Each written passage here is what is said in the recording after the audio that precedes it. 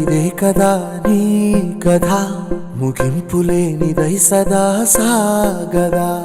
ఇదే కదా నీ కథ ముగింపులేనిదై సదా సాగదా. నీ కంటి రెప్పలంచున మనస్సు నిండి పొంగిన ఓ నీటి బిందువే కదా నువ్వెతుకుతున్న సంపద. ఒక్కొక్క జ్ఞాపకానికి 100 ఏళ్ల ఆయువుందిగా, ఇంకెన్ని ముందు వేచనో అవన్నీ వెతుకుతూ పదా. మనుష్యులందు నీ కథ మహర్షిలాగా సాగదా. మనుష్యులందు నీ కథ